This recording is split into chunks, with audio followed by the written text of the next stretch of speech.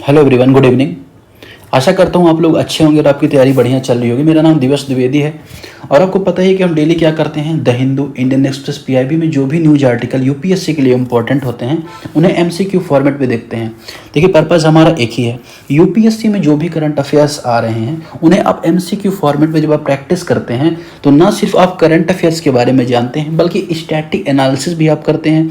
UPSC किस pattern में पूछ रहा है उस पैटर्न में आप क्वेश्चन को सॉल्व करने की प्रैक्टिस करते हैं। तो कहीं ना कहीं 360 डिग्री हमारी तैयारी होती है। तो इसी सीरीज में हमने आज 10 क्वेश्चन यहाँ पे प्रिपेयर किए हैं, उनकी शुरुआत में करूंगा।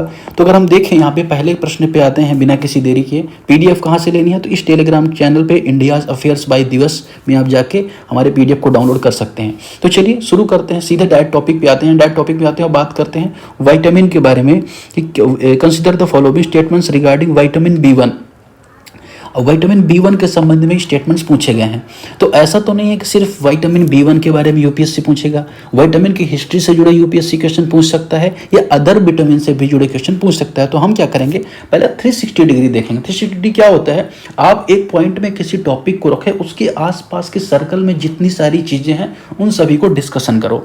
तो अगर हम बात करें विटामिन के बारे में या विटामिन जिसे कहते हैं हिंदी में उसके बारे में, तो आप देखेंगे कि विटामिन की खोज अगर हम बात करें तो पहले अगर हम बात करें तो 1900 से पहले ऐसा माना जाता था कि जो भोजन होता है उसमें जो कार्बोहाइड्रेट्स हैं या मिनरल्स हैं या प्रोटीन है, वसा, वही सब कुछ पर्याप्त होते हैं। लेकिन अगर हम देखें जो विटामिन की कमी से रोग हो रहे थे, बेरी बेरी रोग हो रहा था, या अगर हम बात करें रिकेट्स रोग हो रहा था, विटामिन डी की कमी से रिकेट्स होता है, स्कर्वी हो रहा था, तो इनका कोई ट्रीटमेंट नहीं खोजा जा पा रहा था। फिर लगा कि कहीं ना कहीं कोई तो मिनरल ऐसा है जो शरीर में कम है। तो अगर हम बात करें 1912 में पहली बार जो पोलिश साइंटिफिक थे कैसिमिर फंक जो थे, उन्होंने 1912 में पहली बार विटामिन की खोज की।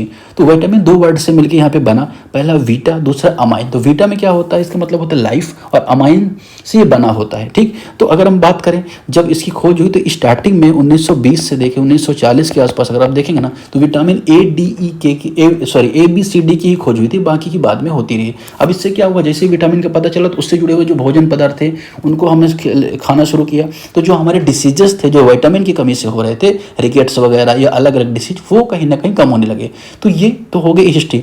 करंट में क्या था कि लगभग देखा गया 2.68 लाख लोग से अधिक से ज़्यादा लोगों को थायमिन से जुड़े हुए प्रॉब्लम हो रही है। मतलब था जो गट मोटिलिटी है, अगर हम बात करें आंतों की जो गति होती है ना, उसकी प्रॉब्लम देखने को मिल रही है। ठीक है ना।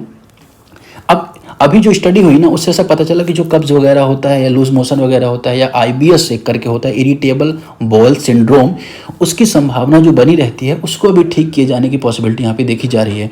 तो यहाँ पे चर्चा में आ जाता है विटामिन बी1, क्योंकि विटामिन बी1 के बारे में अगर हम देखें तो विटामिन बी1 को थायमिन भी कहा जाता है साइंटिफिक लैंग्वेज में। देखिए, अलग अलग विटामिन का अलग अलग साइंटिफिक लैंग्वेज है। ठीक है ना। तो विटामिन जो बी1 होता है उसको थायमिन कहा जाता है। और विटामिन बी1 की खासियत क्या होती है, वो वाटर में सोल्यूबल है, मतलब जल में घुल जाता है। तो क्या सारे विटामिन जल में घुल जाते हैं या कुछ ही विटामिन जल में घुलते हैं? तो देखिए, कुछ विटामिन फैट में घुलते हैं, जैसे ए, डी, ई और के, ये 4 विटामिन फैट में घुलते हैं। बाकी के सारे विटामिन वाटर में भी घुल जाते हैं। तो ये दोनों चीज़ें आपको यहाँ पे पता होनी चाहिए। अब देखिए, अब हमने यहाँ पे विटामिन बी1 के बारे में देखा, लेकिन विटामिन बी1 से अगर हम बात करें कि कहाँ कहाँ से मिलता है, तो ब्राउन राइस अगर आप कंज्यूम करते हैं तो वहाँ से विटामिन देखने को मिलेगा। इसके अलावा जो होल ग्रेन्स होते हैं या बहुत सारे लोग मीट खाते हैं उससे भी विटामिन बी1 मिलता है। ये नेचुरल इसके सोर्स देखे जाते हैं। ठीक, अब ऐसा नहीं होता कि विटामिन जो आपने बी1 लिया वो आपकी बॉडी में कंज्यूम रहेगा, डेली बेसिस पर आपको विटामिन लेना पड़ेगा। ठीक है। तो चलिए स्टेटमेंट यहाँ पे देखते हैं कि vitamin B1 is the fat soluble, है ना। विटामिन जो बी1 होता है वसा में घुल जाता है, जो मानव शरीर में बड़ी मात्रा में संग्रहित रहता है। मतलब हमारी बॉडी में क्या रहता है, संग्रहित रहता है, स्टोर रहता है। ठीक, और फैट में घुल जाता है। मैंने आपको बताया कि जो फैट में कौन कौन से घुलते हैं, ए, डी, ई, के, है ना। तो ये फैट में घुलते हैं, वसा में घुलते हैं, ना कि बी1। तो पहला स्टेटमेंट एलिमिनेट हो जाएगा। फिर दूसरा स्टेटमेंट यहाँ पर अगर आप देखेंगे क्या है, it play crucial role in carbohydrate metabolism and nervous system in functioning. अगर हम बात करें तो कार्बोहाइड्रेट का जो मोटा मेटाबॉलिज्म होता है या कार्बोहाइड्रेट की जो पचाने की प्रक्रिया होती है उसमें मेन रोल निभाता है। That is absolutely right. तीसरा, एक deficiency of vitamin B one can lead the beri beri. तो विटामिन बी1 की अगर कमी होती है तो बेरी बेरी रोग होने की संभावना यहाँ पर होती है। तो 2 और 3 जो ऑप्शन है यहाँ पे सही हो जाएगा, बाकी की चीज़ें यहाँ पे एलिमिनेट हो जाएंगी। इसके अलावा मैंने यहाँ पे एक चार्ट यहाँ पे ऐड किया है, जैसे विटामिन ए की डिफिशियंसी से कौन सा रोग होता है, तो लॉस ऑफ विजन मतलब दृष्टता, या अगर हम बात करें अंधापन एक तरह से हो जाता है। विटामिन B1 से बेरी होता है, सी से स्कर्वी होता है, डी से रिकेट्स होता है। ठीक, तो ये सारे यहाँ पे लिखे हुए हैं सिम्टम्स भी इसके यहाँ पे लिखे हुए हैं क्या क्या होते हैं, जो आप आसानी से पढ़ सकते हैं। तो ये हमने क्या किया, बेसिक से एडवांस तक की जो नॉलेज है उसको यहाँ पर गेन किया। ठीक है, तो अब हम आगे टॉपिक पर बढ़ेंगे। अगले टॉपिक पर किसके बारे में है यहाँ पर, अगर आप देखें, देखिए स्टेटमेंट देखते हैं कि with the reference of telling consider the following statement. Telling के संबंध में आपको स्टेटमेंट यहाँ पे बताना है। ठीक, तो अभी यहाँ पे क्या देखने को मिल रहा है, न्यूज़ यहाँ पे क्या है कि जो केंद्र सरकार है, गवर्नमेंट ऑफ इंडिया है, उसने देश की पहली टेलिंग पॉलिसी यहाँ पे उसने घोषित की है। और ये टेलिंग पॉलिसी है किसके संबंध में, देखिए और के बारे में देखा होगा आपने, जो मिनरल्स और होते हैं उनका जब प्रसंस्करण होता है, अगर हम बात करें उनको अगर रिफाइन किया जाता है, उसके बाद जो वेस्ट बनता है वो टेलिंग कहलाता है। जैसे कोई भी और है उसको हमने क्या किया, बार बार रिफाइन किया तो उससे बचा और कहलाता है। तो केंद्र सरकार ने भी क्या कहा कि देश में पहली टेलिंग पॉलिसी बनाई जाएगी, और इसका पर्पज़ क्या होगा कि जो भी वर्तमान में खदानें हैं या जो भी टेलिंग्स और माइंस डम्प्स हैं उससे क्रिटिकल मिनरल की खोज हो सकती है। तो मतलब इन जो मिनरल जो यहाँ पे टेलिंग का कहते हैं ना कि अपशिष्ट बच रहा है, उससे हम क्या कर सकते हैं, क्रिटिकल मिनरल्स की खोज कर सकते हैं। ऐसा किसने कहा है, यहाँ पर सरकार ने कहा है।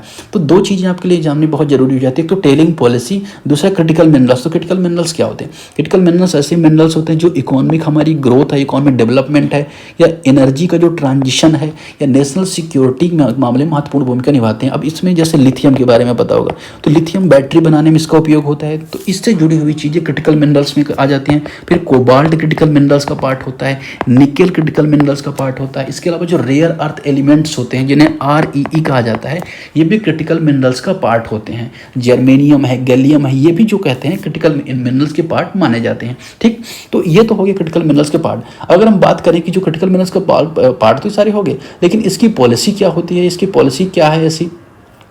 तो अगर हम बात करें भारत में क्या होता है कि जो प्राइमरी सोर्स होते हैं उनके साथ साथ जो सेकेंडरी सोर्स होते हैं उनके टेलिंग माइनिंग डम्प से भी जो क्रिटिकल मिनरल्स की खोज पर जोर दिया जाएगा। मतलब क्या, जो भी खदानों से अपशिष्ट निकला उसमें भी प्रयास किया जाएगा, क्रिटिकल मिनरल्स निकलता है उसे निकाला जाएगा। इसे टेलिंग पॉलिसी का नाम यहाँ पे दिया गया है। ठीक, अब इस ऑप्शन यहाँ पे देखते हैं क्या क्या है कि tailing are solid waste generated before minerals extraction begin. मतलब टेलिंग्स का निसंस्करण कब होता है, मतलब अगर आप देखेंगे कि खनिज के निकालने से पहले, खनिज के निकालने के बाद हो रहा है, पहले नहीं हो रहा है, तो जो पहला स्टेटमेंट है यहाँ पे गलत हो जाएगा। दूसरा, टेलिंग सामान्यतः सूक्ष्म खनिज कणों से बने घोल के रूप में पाए जाते हैं। मतलब क्या, टेलिंग यूजुअली एग्जिस्ट करता है slurry composite with fine minerals. ठीक है, मान लिया सही बात है यहाँ पर। तीसरा, India first tailing policy focus on recovery of critical minerals from mine of waste. Bharat की पहली टेलिंग नीति का पर्पस क्या है, खदान अपशिष्ट में महत्वपूर्ण खनिजों की प्राप्ति करना। ठीक है, तो यहाँ पे दूसरा और तीसरा स्टेटमेंट यहाँ पे करेक्ट हो जाएगा, पहला स्टेटमेंट यहाँ पे इनकरेक्ट हो जाएगा। तो आपने क्रिटिकल मिनरल्स के बारे में समझा, आपने टेलिंग पॉलिसी के बारे में समझा, आपने टेलिंग्स के बारे में समझा, बहुत सारे आपने यहाँ पर जो क्रिटिकल मिनरल्स कौन कौन, जैसे लिथियम के बारे में लिखा, तो मेंस में भी क्वेश्चन आया, तो आपने यहाँ पे बनाया कि सरकार क्या कर रही है, क्रिटिकल मिनरल्स के लिए टेलिंग पॉलिसी लेके आई है। तो जो अलग अलग मिनरल्स की खनन हो रहे हैं वहाँ सरकार क्या करेगी, जो क्रिटिकल मिनरल्स उनको निकालने का प्रयास करेगी। ठीक है, तो ये आपने यहाँ पर इसके बारे में समझा। क्वेश्चन नंबर 3 यहाँ पे देखेंगे, consider the following statements about ASC arjuna. ASC arjuna के संबंध में आपको स्टेटमेंट यहाँ पर बताने हैं। ठीक है, अब देखते हैं ये ASC अर्जुना क्या है, आखिर क्यों न्यूज में रहा, इसके बारे में थोड़ा सा जान लेते हैं। अगर हम बात करें तो भारतीय रेलवे ने विशाखापत्तनम रेलवे स्टेशन पर, तो किसने, इंडियन रेलवे, क्या किया विशाखापत्तनम पर, ASC arjuna human robot launch किया। क्या किया, ह्यूमन रोबोट लॉन्च किया है। तो है क्या, ना तो कोई मिसाइल है, ना तो कोई टैंक है, ना तो कोई एंटी डिफेंस सिस्टम है, ये क्या है, एक ह्यूमन रोबोट है, आपको पता होना चाहिए। दूसरा, किसने लॉन्च किया, इंडियन रेलवे ने लॉन्च किया, ये भी यहाँ पे पता होना चाहिए। ये क्या करेगा कि जो RPF है, रेलवे प्रोटेक्शन फोर्स है, ये की बैट साहब आप यहाँ पे याद है, एक तो रेलवे मैंने बोला, फिर रेलवे प्रोटेक्शन फोर्स बोला, ह्यूमनाइड रोबोट बोला, तो उसके साथ मिलकर ये क्या करेगा, जो स्टेशन के संचालन में, स्टेशन के ऑपरेशन में मदद करेगा, जिससे भीड़ की निगरानी करना हो या कोई भी ऐसे अपराध को रोकने में मदद करेगा, या किसी भी घुसपैठिए होते हैं जहाँ एंटी सोसाइटी के एलिमेंट्स होते हैं उनको फाइंड आउट करने में मदद करेगा। इस तरह से क्या करेगा, आग वगैरह में भी ये मदद करेगा। तो ये काम करने वाला, मदद कौन करने वाला है, ये ASC अर्जुना करने वाला है। अब दो चीज़ यहाँ पे इंपॉर्टेंट हो जाती है, एक तो रेलवे भी इंपॉर्टेंट हो जाता है, थोड़ा बहुत आपके लिए जानना जरूरी हो जाता है। दूसरा आरपीएफ, तो आरपीएफ के बारे में अगर मैं आपसे पूछूं कि आरपीएफ किस मंत्रालय के अंतर्गत आता है या कब इसे इस्टेब्लिश किया गया, तो कभी अगर एग्जाम में पूछा गया तो 1957 में एक्ट के माध्यम से आरपीएफ को इस्टेब्लिश किया गया था, रेलवे प्रोटेक्शन फोर्स एक्ट 1957। बाद में अगर आप देखोगे 1985 में इसको क्या किया जाता है, सिक्योरिटी फोर्स का स्टेटस दे दिया जाता है, सशस्त्र बल का दर्जा दे दिया जाता है। अब ये एक तरह की सिक्योरिटी फोर्स है जो रेलवे की प्रोटेक्शन करती है और यात्रियों की भी सुरक्षा करती है, ठीक। और किसके अंतर्गत आती है, मिनिस्ट्री ऑफ होम अफेयर्स के अंतर्गत इसे सामान्यतः देखा जाता है, ठीक। ये आपने यहाँ पर देख लिया। अब अगर हम बात करें भारतीय रेलवे के बारे में, तो दुनिया का सबसे बड़ा रेलवे नेटवर्क ये तो आपको पता है। अब पहली ट्रेन 1853 में कहाँ चलाई गई थी, बम्बई से कहाँ चलाई गई, थाने चलाई गई थी, ठीक है। तो ये भी आपको थोड़ा सा जानना जरूरी हो जाता है, ठीक। दूसरा अगर हम बात करें आरपीएफ और जो एक जीआरपी होता है, दो में कहीं ना कहीं कन्फ्यूजन होता है, वो भी आपको पता होना चाहिए। आरपीएफ जीआरपी में क्या होता है, जो जीआरपी होती है ना वो राज्य सरकार के अंतर्गत काम करती है, वहीं आरपीएफ अगर आप देखेंगे तो केंद्र सरकार के अंतर्गत काम करती है। आरपीएफ का एक्ट अपना अलग है 1957 का, जो कहीं ना कहीं जो रेल की संपत्ति है और यात्रियों की सुरक्षा के लिए ट्रेन में बैठी ही रहती है। वहीं जो जीआरपी होती है जो कानून व्यवस्था है, लॉ एंड ऑर्डर, उसको बनाए रखने में मदद करती है। चलिए स्टेटमेंट देखते हैं कि ASC arjuna is AI enable humanoid robot introduce by the Indian railway. ASC arjuna भारतीय रेलवे द्वारा एआई सक्षम ह्यूमनॉइड रोबोट है, that is absolutely right. It is capable for real time crowd monitoring and face recognition, या real time भीड़ निगरानी, चेहरे की पहचान करने में सक्षम है, यह भी करेक्ट है। यह किसी विदेशी रक्षा प्रौद्योगिकी कंपनी से आयात किया गया, नहीं, इसको बनाया गया है, ठीक है ना। तो ये भी आपको यहाँ पे पता होना चाहिए। और किसने बनाया है बताइए, तो किसने बनाया यहाँ पर अगर हम बात करें तो आरपीएफ के साथ मिलकर काम करेगा, लेकिन बनाया किसने ये मैंने आपको नहीं बताया। तो ये आप कमेंट करिए, ठीक, इसको कमेंट करिए किसके साथ मिलकर रेलवे ने इसे बनाया है, ठीक है। चलिए सही आंसर क्या हो गया, एक और दो यहाँ पे करेक्ट आंसर हो गया। क्वेश्चन नंबर 4 की तरफ बढ़ेंगे। क्वेश्चन नंबर 4 किसके बारे में आपको देखने को मिलेगा, एशियाई जो ढोल है उसके बारे में देखने को मिलेगा। With the reference of Asiatic wild dog consider the following statements. एशियाई जो जंगली कुत्ता उसके बारे में स्टेटमेंट बताना है। यहाँ पे न्यूज़ में क्यों है, मध्य प्रदेश में एक tiger reserve Ratapani tiger reserve कहाँ पे, रायसेन में, आपको पता होना चाहिए। और रायसेन में एक और फेमस जगह सांची का स्तूप है, सांची के पास ही आपको भीम बैटिका मिले, भीम बैटिका भी आई थिंक रायसेन में आपको देखने को मिलेगा, ठीक। तो एक तो ये आपको पता होना चाहिए। अब ये क्या है, एक रेयर एशियाटिक वाइल्ड डॉग है, ठीक है। और ये कैसा है, मांसाहारी है, ठीक है ना, कार्निवोरस है, ठीक, ये आपको पता होना चाहिए। अगर हम बात, इसे ढोले भी कहा जाता है। ये कहाँ पे देखा, सिर्फ इंडिया में देखा जाता है, नहीं, अगर हम देखेंगे तो जो साउथ ईस्ट एशिया है वहाँ पे भी देखा जाएगा, मतलब क्या, साउथ ईस्ट एशिया में देखा जाएगा। इसके अलावा मिडिल एशिया में भी आपको देखने को मिलेगा, ठीक, और ये नॉर्थ ईस्ट एशिया में भी आपको देखने को मिलेगा। तो ये तो आपको इसके बारे में इतनी जानकारी होनी चाहिए, घने जंगलों में रहता है, ठीक। फोटो नहीं देखे हो तो आप देख लेना। IUCN की रेड लिस्ट में कहाँ पे है, तो IUCN की रेड लिस्ट में से इंडेंजर्ड या अगर हम देखें लुप्त प्राय कैटेगरी में रखा गया, तो ये आपको थोड़ा सा पता होना चाहिए। अब IUCN के बारे में आपको पता ही होगा, 1948 में इसको शुरू किया गया, तो इसके हेडक्वार्टर आपको इंग्लैंड में देखने को मिलेगा। 9 कैटेगरी में ये क्या करता है, जो जानवर हैं या पौधे हैं उनको संरक्षण का दर्जा देता है। तो ये सारी चीज़ें आपको यहाँ पे जानने को मिलेगी। किसके बारे में बताइए, तो यहाँ पे इसका अपने ढोले के बारे में जाना, ठीक है। अब स्टेटमेंट देखते हैं, स्टेटमेंट क्या है, इट्स साइंटिफिक नेम क्यूको अल्फांसिस, वैज्ञानिक नाम क्यूएन अल्फिनस है। और IUCN वल्नरेबल है, नहीं, यहाँ पे इंडेंजर्ड कैटेगरी में रखा गया, वल्नरेबल नहीं है, तो दूसरा एलिमिनेट हो जाएगा। तीसरा, भारत में पश्चिमी पूर्वी घाट में पाया जाता है, वेस्टर्न एंड ईस्टर्न घाट में देखा जाता है, ये भी बात यहाँ पे करेक्ट है, ईस्टर्न और वेस्टर्न घाट्स में इसको देखा जाता है, ठीक। तो हमने सही आंसर क्या देखा, 1 और 3 इसका करेक्ट आंसर यहाँ पे हो जाएगा। आगे बढ़ते हैं, क्वेश्चन नंबर 5 की तरफ बढ़ते हैं। Question number 5, consider the following statements regarding Gandak river. Gandak नदी के बारे में आपको यहाँ पे सही स्टेटमेंट बताने हैं, ठीक है ना, गंडक नदी के बारे में। अब गंडक नदी के बारे में क्या क्या स्टेटमेंट यहाँ पे दिए गए हैं, it is right bank tributary of Ganga, Ganga की दाएं से मिलने वाली नदी है। दूसरा, it's form one of the deeper river gorge in the world, दुनिया में सबसे गहरी नदी घाटियाँ बनाती है। तीसरा, it carries heavy silt due to the steep Himalayan के तीव्र ढाल के कारण इसमें अत्यधिक गाद पाया जाता है। इन तीनों के बारे में आपको स्टेटमेंट यहाँ पे बताना है। अब न्यूज़ में यहाँ पे क्यों था आपको पता होना चाहिए कि जो गंडक नदी है, गंडक नदी चंबल नदी के बाद, चंबल नदी के बारे में आपको मैं बताऊंगा भी, और गंडक नदी के बारे में बताऊंगा। तो इसके बाद जो मगरमच्छ हैं, अगर हम बात करें घड़ियाल हैं, घड़ियाल, उनकी संख्या सबसे ज़्यादा यहाँ पे पाई गई है चंबल नदी के बाद। अब थोड़ा सा चंबल नदी के बारे में देखते हैं। ये मध्य प्रदेश का आपने नक्शा देख रखा है। मध्य प्रदेश में यहाँ पे जनापाव पहाड़ी है, इंदौर के पास पड़ता है। यहाँ से चंबल नदी निकलती है और इस फ्लो में बहते हुए मध्य प्रदेश राजस्थान में बॉर्डर बनाते हुए इटावा में जाके यमुना में मिल जाती है। किस में जाके? यमुना में मिल जाती है चंबल नदी। तो कहाँ से निकलती है आपने यहाँ पर देखा, इसी में बिहार का निर्माण होता है, बुंदेलखंड वाले रीजन में। ठीक, ये आपने यहाँ पर देखा चंबल नदी के बारे में। तो यहाँ भी सोन घड़ियाल को लेकर प्रोजेक्ट चलता है। और इसका अगर आप देखें मेंशन जो गंडक, अब ये यहाँ पे अब गंडक रिवर के बारे में देखिए, गंडक रिवर के बारे में। तो गंडक रिवर को नारायणी रिवर भी बोला जाता है। ठीक है, नारायणी रिवर भी बोला जाता है। और नेपाल की प्रमुख नदियों में से एक नदी है जो भारत की जो गंगा है उसमें आके मिलती है। अगर आप गंगा रिवर आपने सिस्टम देख रखा है तो ये भारत का मैप अगर आपने यहाँ पे देख रखा तो गंगा इस तरह से आती है, तो ये इधर से आके गंगा में मिलती है। ठीक, तो ये आपको थोड़ा सा पता होना चाहिए। अब भारत नेपाल की सीमा में जब प्रवेश करती है तो इसे त्रिवेणी भी बोला जाता है। इसके बाद ये बिहार के जो पश्चिमी चंपारण वाला जिला है वहाँ प्रवेश करती है। तो इस तरह से इसका जो टोटल जर्नी होती है ना गंडक रिवर की, लगभग 700 किलोमीटर के आसपास रहती है। बहुत ज़्यादा आई थिंक ये नहीं रहती है। ठीक है ना, तो ये आपने इसके बारे में थोड़ा सा यहाँ पर देख लिया। ठीक, और निकलती कहाँ से, तो अगर हम देखें तो ये धौलागिरी पर्वत से निकलती है। तो गंडक नदी कहाँ से निकलती है? धौलागिरी पर्वत से निकलती है। तो ये भी थोड़ा सा आपने इसके बारे में देख लिया। अब ये तो आपने देख लिया किसके बारे में, जो इसके बारे में। अब देखिए इसके किनारे जो चितवन राष्ट्रीय उद्यान नेपाल में है और वाल्मीकि टाइगर रिजर्व क्या ये बेसिन में पड़ता है। तो गंडक के बेसिन में आपको जो वाल्मीकि टाइगर जो बिहार में है वो आपको देखने को मिलेगा। ठीक, अब अगर हम बात करें घड़ियाल की, घड़ियाल जो उत्तर प्रदेश मध्य प्रदेश अगर हम देखें राजस्थान वाले रीजन में आपको देखने को मिलेगा। तो ये मीठे पानी वाला घड़ियाल है। किस पानी में रहता है? Fresh water. मीठा पानी या नहीं कुछ शक्कर डाला है, मीठा है। मीठा पानी मतलब ये फ्रेश वाटर है, that is not salt water, river का पानी है। ठीक, अब ये तो बात होगी इसके बारे में। अगर हम IUCN का रेड लिस्ट में स्टेटस देखो, क्रिटिकली इंडेंजर्ड घड़ियाल की संख्या देखी जाती है। अब इन तीनों में से सही ऑप्शन यहाँ पे कौन सा होगा? तो पहला ऑप्शन यहाँ पे एलिमिनेट हो जाए, क्योंकि गंडक रिवर ना राइट बैंक ट्रिब्यूटरी नहीं है, that is left bank tributary. जो नेपाल से निकल रही है तो ये बाएं तरफ से गंगा अगर मान के चलो इधर से गंगा आ रही है तो ये ऊपर से गंगा से मिल रही है आके। ठीक है, तो ये चीज़ आपको यहाँ पे जाननी है। 2, 3 यहाँ पे इसका करेक्ट स्टेटमेंट हो जाएगा।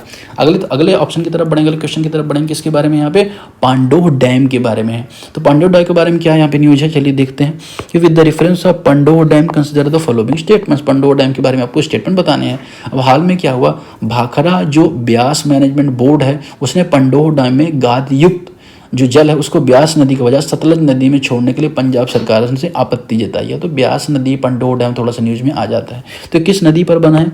ब्यास नदी पर बना है। किस नदी पर बना है? ब्यास नदी पर बना है। ठीक, तो ये बस थोड़ा सा आपको यहाँ पे जानना है। और ये किस तरह का प्रोजेक्ट है? Run of the river project. Run of the river मतलब पानी का पानी चलता रहेगा, बहुत ज़्यादा पानी को होल्ड नहीं किया जाएगा। देखिए ग्रेविटी डैम होते हैं उनमें पानी बहुत ज़्यादा होल्ड किया जाता है। रन ऑफ द रिवर में क्या होता है कि जो फ्लो होता है उसी से क्या किया जाता है, विद्युत पैदा की जाती है, बहुत ज़्यादा पानी होल्ड नहीं किया जाता। ठीक है, स्टेटमेंट है कि ब्यास नदी पर स्थित कंक्रीट डैम है, ये बात यहाँ पे इनकरेक्ट है, क्योंकि ये किस तरह का डैम है? अगर आपने यहाँ पर देखा ये run of the river project है। ठीक है ना, कंक्रीट डैम एक तरह का ये नहीं है। ठीक है, दूसरा अगर हम बात करें यहाँ पे स्टेटमेंट है कि it is the part of run of the river hydrological project, ये दूसरा यहाँ पे करेक्ट है, हाइड्रोलॉजिकल प्रोजेक्ट का पार्ट है। तीसरा, इसमें उत्पन्न विद्युत का उत्पादन भाखड़ा पावर हाउस में किया जाता है। तो इसमें जो विद्युत का बनता है तो भाखड़ा पावर हाउस में, बल्कि अगर हम देखें देहर पावर हाउस में इसे पहुँचाया जाता है, भाखड़ में आई थी नहीं पहुँचाया जाता। सही स्टेटमेंट यहाँ पे आपको देखने को क्या मिलेगा? सही स्टेटमेंट यहाँ पे देखने को मिलेगा क्या? आई थिंक मुझे लगता है कि कंक्रीट डैम है। ठीक है, ये थोड़ा सा मुझे इसमें डाउट है, ब्यास नदी पर ये कंक्रीट डैम है या, तो इसके थोड़ा सा मैं यहाँ पे देख के आपको करेक्ट स्टेटमेंट 6 का बताऊंगा। मोस्ट प्रोबेबल ए या बी में होना चाहिए। एक बार मैं यहाँ पे चेक कर लेता हूँ इसमें 6 नंबर में क्या दिया गया आंसर में। 1 and 2, it is the concrete gravity dam on the Beas river, it flow of run of the river hydro power design. ठीक है, तो ये बना कंक्रीट के फॉर्म में है, लेकिन अगर हम देखेंगे ना तो रन ऑफ द रिवर जो हाइड्रो पावर डिजाइन के फॉर्म में अगर हम देखें क्या करता है, ये फ्लो करता है। चलिए ठीक है, तो 1, 2 यहाँ पे करेक्ट स्टेटमेंट हो जाएगा। ठीक है, थोड़ा सा कन्फ्यूजन यहाँ पे क्रिएट हो गया था, तो आप यहाँ पे ध्यान रखिएगा कि किस तरह का प्रोजेक्ट है। रन ऑफ द रिवर एक कंक्रीट डैम ग्रेविटी डैम पर बना हुआ है। ठीक है, अगर हम देखें यहाँ पे next question, consider the following statements, यहाँ पे व्हाइट गुड्स के बारे में है। तो वो व्हाइट गुड्स के बारे में क्या न्यूज है? अगर हम देखें हाल में क्या हुआ, जो व्हाइट गुड्स है उनमें PLI योजना के अंतर्गत 5 कंपनियों का चयन किया गया है। ठीक, अब व्हाइट गुड्स होता क्या? तो ये AC होते हैं, जो LEDs होते हैं, ये क्या व्हाइट गुड्स के अंतर्गत आते हैं। अब इनका पर्पज़ क्या होता है कि जो घरेलू डोमेस्टिक जो कंजप्शन है, घरेलू निर्माण उसको बढ़ावा देना, जो निवेश है उनको आकर्षित करना, ये यहाँ पे पर्पज़ होता है। तो ये किसके लिए है? इसके लिए, जो PLI गुड्स के लिए, इसके लिए। ठीक, अगर हमने यहाँ पर एक इमेज भी डाल रखी उसको भी आप यहाँ पे देखेंगे। PLI स्कीम यहाँ पे क्या किसके बारे में बात करती है, production links incentive for period of 5 साल के लिए इसको बनाया गया था। भारत में जो प्रोडक्शन होगा उसको क्या करेगी, हेल्प करेगी। जैसे mobile phone specific electronics component इसको टारगेट किया जाएगा, 5 साल के लिए इसको शुरू किया गया था। इसको बेस ईयर 2019-20 माना जाता है। एलिजिबिलिटी यहाँ पे criteria, the number of application allow applicant for the support under the scheme shall be restricted to 1 subject threshold increment investment incremental sales manufactured goods. अगर हम बात करें एप्लीकेबिलिटी में तो इंसेंटिव एप्लीकेबल है ना फ्रॉम ये और एम्पावर कमेटी। तो अगर हम बात करें PLI स्कीम के बारे में, प्रोडक्ट इंसेंटिव लिंक जो प्रोजेक्ट लिंक इंसेंटिव स्कीम जो है उसको शुरू किया गया था क्योंकि भारत में जो मैन्युफैक्चरिंग गुड्स है उसका ज़्यादा से ज़्यादा बढ़ावा दिया जाए, और कोविड के बाद इसको शुरू किया गया। तो इसमें ऐसा नहीं कि बहुत MSMEs को, बड़ी बड़ी कंपनी उनको यहाँ पे मदद दिए जाने की यहाँ पे बात है। हालांकि MSME के लिए अलग योजना, लेकिन PLI में इस तरह का कंपोनेंट है। ठीक है, अब स्टेटमेंट यहाँ पे कि the scheme cover manufacture of air condition LED। यह योजना एयर कंडीशन और LED को बताती कवर करती है, that is right. Incentive are link to the increment turnover the base year. प्रोत्साहन आधार वर्ष की तुलना में बढ़े हुए टर्नओवर से जुड़े होते हैं। तीसरा, ministry of power is nodal ministry this scheme. Ministry of जो पावर है इसकी नोडल मंत्रालय। इन तीनों में से सही स्टेटमेंट यहाँ पे कौन सा होगा आपको यहाँ पे बताना है। अब देखिए यहाँ पे मैं आपको बताता हूँ कि जो इसमें मंत्रालय है ना, विद्युत मंत्रालय नहीं बल्कि मिनिस्ट्री ऑफ कॉमर्स अफेयर है, वाणिज्य मंत्रालय है, वो इसमें इन्वॉल्व है। तो वाइट गुड्स क्या होते हैं ये आप यहाँ पर अगर आप याद रखते हैं तो तब तक UPSC इस तरह पूछे वाइट गुड्स को पेयर में मिलाने को पूछे तो आपको बस थोड़ा सा पता होना चाहिए, फिर आपको PLI स्कीम से भी जोड़ के ये स्टेटमेंट बनाया जा सकता है। एज इट स्टेटमेंट UPSC हो सकता ना बनाए, लेकिन इस स्कीम से इस जुड़े हुए पेयर से क्वेश्चन को बना सकता है। तो 1 2 यहाँ पे इसका करेक्ट आंसर आ जाएगा। क्वेश्चन नंबर 8 है सुभाष चंद्र बोस के बारे में। सुभाष चंद्र बोस आपदा प्रबंधन पुरस्कार के संबंध में है। तो सुभाष चंद्र बोस के संबंध में क्या पुरस्कार है कि सिक्किम जो स्टेट डिजास्टर मैनेजमेंट अथॉरिटी है उसको यहाँ पे ये अवार्ड मिला है। और व्यक्तिगत कैटेगरी में कर्नल सीता अशोक शेलके को मिला ये अवार्ड। ठीक है, अब ये किस तरह का पुरस्कार, तो वार्षिक पुरस्कार है। किस किस को मिला आप लिख लीजिए। वार्षिक अगर हम देखें तो लेफ्टिनेंट कर्नल सीता अशोक शेलके, इनको अवार्ड मिला व्यक्तिगत कैटेगरी में, और संस्थागत इंस्टीट्यूट कैटेगरी में, मतलब 2 कैटेगरी में दिया जा रहा है। इंस्टीट्यूट कैटेगरी में Sikkim state disaster management authority को यहाँ पे अवार्ड दिया जा रहा है। तो दोनों कैटेगरी में अवार्ड दिया गया है। एनुअल अवार्ड ये भी आपको पता होना चाहिए, और जो डिजास्टर मैनेजमेंट में जो लोग बहुत अच्छा काम करते हैं उनको ये अवार्ड यहाँ पर दिया जाता है। और एक तरह का अगर हम देखो वॉलंटरी अवार्ड है, आपदा को रोकने के लिए दिया जाता है। अगर कोई संस्था है तो उसको पैसा मिलता है 51 लाख के आसपास, सर्टिफिकेट मिलता है, और इंडिविजुअल कैटेगरी में लगभग 5 लाख रुपए मिलते हैं। ठीक, तो ये भी एक बार आप क्रॉस चेक कर लीजिएगा। हालांकि जो सोर्सेस हैं उसके अकॉर्डिंग यही है, लेकिन फिर भी आप अपने हिसाब से चेक कर सकते हैं। ठीक, सुभाष चंद्र बोस के बारे में आप लोग सभी जानते हैं। अगर आप नहीं जानते हैं तो हमारे चैनल में आपको डॉक्यूमेंट्री में सुभाष चंद्र बोस के बारे में पूरी जीवनी मिलेगी, वहाँ पे आप इसे पढ़ सकते हैं। मैं अब यहाँ पे ये चीज़ लेके नहीं आऊँगा, नहीं वीडियो और ज़्यादा बड़ा हो जाएगा। सुभाष, इनका यह पुरस्कार 23 जनवरी को घोषित किया जाता है क्योंकि इनका बर्थ एनिवर्सरी मनाई जाती है। दूसरा, foreign national are eligible under the individual category. Foreign national को इंडिविजुअल कैटेगरी में यहाँ पे शामिल किया गया है। तो केवल यहाँ पे भारतीय व्यक्ति और भारतीय संस्थाएं, कोई भी विदेशी संस्था विदेशी व्यक्ति इसमें शामिल नहीं किया गया। दूसरा स्टेटमेंट इनकरेक्ट हो जाएगा। Institution receive highest cash award then individual. Institute को बड़ा कैश अवार्ड मिलता है, ये बात यहाँ पे मैंने यहाँ पे देख ली। 50 लाख इंस्टीट्यूट को मिल जाता है और 5 लाख संस्था व्यक्ति को मिलता है। ठीक है ना। Beti Bachao Beti Padhao scheme with the reference of BBP scheme consider the following statement. Beti Bachao Beti Padhao scheme योजना के बारे में आपको यहाँ पे बताना है। लास्ट करंट अफेयर का आंसर मैं नहीं बताऊंगा, आप लोग ये PDF जाके डाउनलोड करेंगे, वहाँ से आपको इसका आंसर मिलेगा। इस PDF को इस चैनल से डाउनलोड करेंगे, डिस्क्रिप्शन में अभी आपको लिंक मिलेगी। मैं 9वां बस बताऊंगा, ठीक है, जिससे आप लोग टेलीग्राम भी ज्वाइन करके रखें, क्योंकि टेलीग्राम बहुत सारे इन्फॉर्मेटिव क्रिएटिव्स में डालता रहता हूँ, जिससे आपकी पढ़ाई में मदद मिलेगी। अगर हम देखें बेटी पढ़ाओ बेटी बचाओ के बारे में, तो इसके 11 वर्ष हो गए। 11 वर्ष हो गए। इसको कब शुरू किया गया था? 2015 में यहाँ पे शुरू किया गया था। भारत सरकार का एक फ्लैगशिप प्रोग्राम है। और किस तरह की योजना? केंद्र प्रायोजित योजना है। अब प्रायोजित का मतलब क्या होता है? स्पॉन्सर्ड मतलब क्या? केंद्र भी पैसा देगा और राज्य सरकार भी पैसा देगी। ऐसा नहीं कि सिर्फ केंद्र सरकार पैसा देगा। ठीक, बाद में जो मिशन शक्ति शुरू किया गया, मिशन शक्ति के अंतर्गत संबल उप योजना से भी इसको जोड़ा गया। इसका पर्पज क्या था कि जो भी जेंडर रेशियो है, अगर हम बात करें चाइल्ड सेक्स रेशियो है, उसको सुधारना था। जेंडर जो इनइक्वालिटी उसको कम करना था, और जो गर्ल्स हैं उनका प्रोटेक्शन करना था, एम्पावर करना था। तो ये इसका यहाँ पे पर्पज था। यह मिशन शक्ति के अंतर्गत एक घटक है, ये भी बात यहाँ पे करेक्ट है। तीसरा, ministry of skill development was involve from the Inception. Ministry of जो स्किल डेवलपमेंट इसमें इन्वॉल्व है, तो स्किल डेवलपमेंट नहीं महिला बाल विकास मंत्रालय मतलब MCWCD में इन्वॉल्व है, जो फैमिली हेल्थ वेयर मिनिस्ट्री और एजुकेशन मिनिस्ट्री, 3 मंत्रालय इसमें इन्वॉल्व है, ना कि कौशल विकास मंत्रालय। तो तीसरा ऑप्शन एलिमिनेट है, 1 2 यहाँ पे करेक्ट हो जाएगा। 10वां क्वेश्चन आपको पढ़ना भी है रोक के और इसको सॉल्व करके कमेंट बॉक्स में आंसर करना है। अगर आपको आज का फॉर्मेट अच्छा लगा, आप चाहते हैं कि डेली कैमरे में अगर आप ऐसा बताएं, तो आप लोग वीडियो को लाइक करें। अदरवाइज कल से मैं वही पेन टाइम में सिर्फ पढ़ाऊँगा। और कुछ किसी टॉपिक में आप वीडियो चाहते हो तो आप मुझे बताइए, किसी टॉपिक में डिजिटल बोर्ड में वीडियो चाहते हो तो उसमें भी हम बना देंगे, या अगर आप चाहते हैं इस तरह का भी डिस्कशन रखा जाए या स्ट्रैटेजी वीडियोज़ रखे जाएँ तो वो भी हम